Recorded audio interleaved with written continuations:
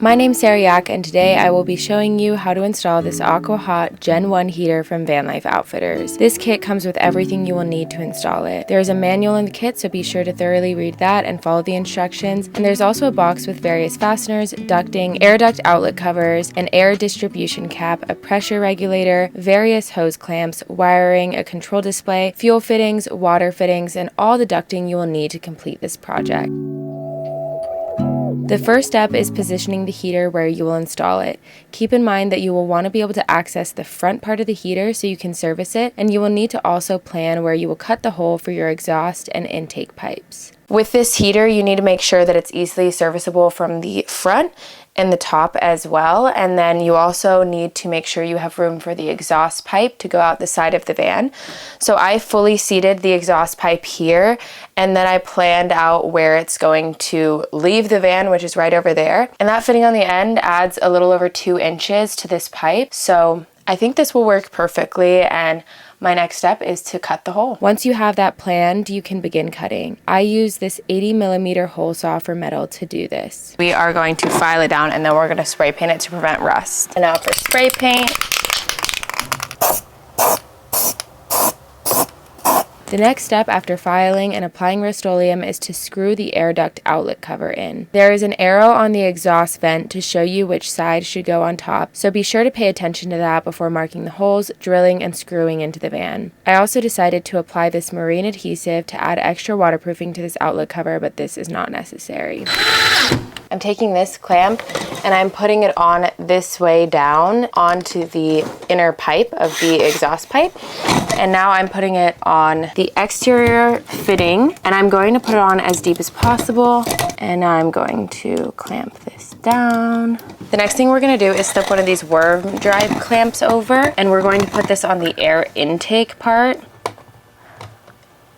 The next step is putting this exhaust pipe into the heater itself. I'm going to put the second hose clamp. This is the worm drive clamp, 70 to 90mm. I'm going to put this around so that that is ready. And then I'm going to put the inner tube inside first, and I'm going to push it as deep as possible past this rubber O-ring. And after that is secured, I'm going to put this C-clip in it. And then I will tighten this clamp. So it ended up being kind of hard to get that C-clip in because it's such a tight area, and I even have small fingers, but I ended up taking off this vent. There were just 4 tiny little screws connecting it, so I took it off and it made it a lot easier to connect the clip.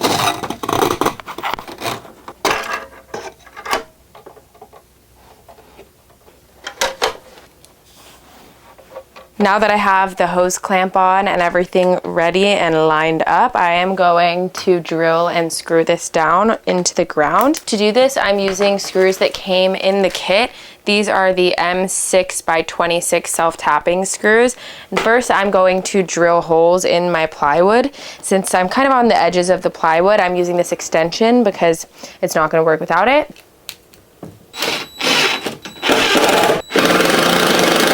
Now that I have the heater mounted, I am going to install the vents. There are 4 ports back here. I'm going to be using 3 of them. And on the 4th one, I'm going to add a little stopper, so I'm not going to be using that one. They recommend that you use at least 3 of them though. I also made sure that the ducts are going downward from the heater.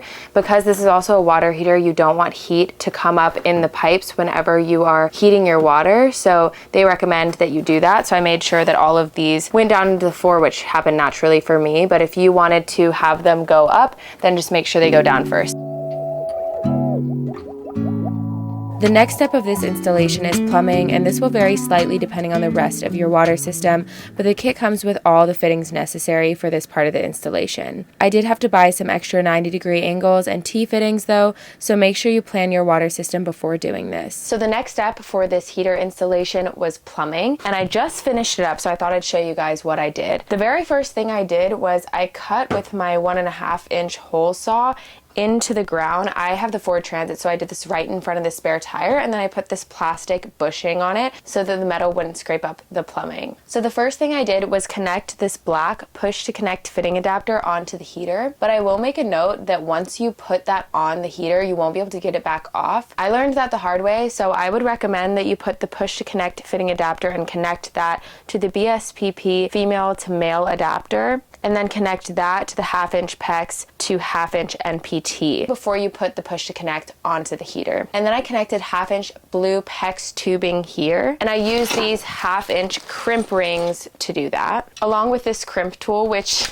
takes a lot of arm strength to use. Immediately after that, I have the 1/2" PEX T, and I use that to connect to the water check valve. Just make sure that that is going from your water pump to the heater and not the other way around. The next T goes to 2 different places. The first is a valve, and this valve is the shutoff valve for the system. It's included in the kit, and this will be used to winterize this heater if you ever need to drain it out so that you don't damage it. The other place this T goes to is this pressure relief valve, and this is here so that if the water pressure in this heater ever exceeds 60 psi, it will automatically drain the water from the tank for your safety. And I actually put red PEX on this, not because it's necessarily hot, although it theoretically would be, but this is more so that if there was a leak underneath my van, I could distinguish these 2 pipes and troubleshoot it more easily. And now up above, this is the hot water, so this is what will be leaving the tank. And I have the same situation up here with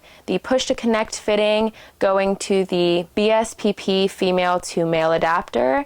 And after that, I have the 1/2" PEX to 1/2" NPT. So this will be 160-degree water coming out of the heater. So over here, there's a tempering valve that's included in the kit. You'll have the hot water line coming in the red section of the tempering valve and the cold blue line coming in the right section. And this tempering valve is going to combine the hot and the cold water coming from your water tanks to get 120-degree water so that you will never be burned, and it's just for your safety. And so this line on the bottom is going to be your hot water line that will be going to your faucet, your shower, anything else where you would need hot water in your van. The kit also comes with this pressure regulator. That way, if you have city water input that could potentially have a higher pressure, they want you to regulate the pressure down to 45 psi for this system, but I don't have that, so I excluded this. But if you have city water input, then they recommend putting this in. Next up for this installation is installing the fuel pump and fittings underneath the vehicle. This will vary depending on what version of the Aquahot Gen 1 you chose, but I chose the gasoline version, so I will be connecting directly to my Ford Transit fuel tank auxiliary port using the adapter kit I bought from Vanlife Outfitters. I would highly recommend planning ahead for this and making sure you don't have a lot of gas in your tank. Vanlife Outfitters sells a fuel adapter with everything you will need to hook up to the Ford Transit fuel tank. They sell this separately, so I recommend buying this because the fuel adapter that comes in the Aquahot kit was not compatible with the Ford Transit. I am now going to find a location for the fuel pump. This needs to be within 4 feet of the fuel tank, and it also needs to be in an upright position, so I'm going to keep that in mind while I try to find a place for it. I also have a tape measure, but I mean, in this chamber, I could maybe do it. Once I found a good spot for the fuel pump, I connected the clear fuel lines to one side of it and brought those inside of the van through the same hole that I cut for the plumbing. On the other side of the fuel pump, I connected the fuel lines going to my gas tank, and I also hooked up the black wire to the fuel pump before mounting it under my van. I've decided I'm going to put the fuel pump here because there's already a hole. I'm just going to use that hole. And then you want to make sure that you mount this on an upward angle. The next thing I'm doing is taking this black wire. This is going to hook up to the fuel pump, and I'm leaving just enough for it to hook up to the fuel pump. I'm putting the rest through the hole, the same hole that both of the PEX tubing is going through. That is 1.5 inches with a bushing around it, and I'm just feeding the rest of the wire up into my van, and then the other side will go to the fuel pump. So now that I finished all of the fuel fittings under the van, I took the van off of the lift. Obviously you can do this without having a lift, but that just made it a little easier. Now we're gonna move on to the last part of the fuel system in here. We're going to cut this white clear wire to size, and we're gonna be putting it on this port right here. And then I also have the fittings in this box that says fuel fittings that we are going to use to attach it. And I have this fuel check valve. So I'm gonna pay attention to where that arrow is pointing, and we're going to want that to go to the heater from the fuel tank.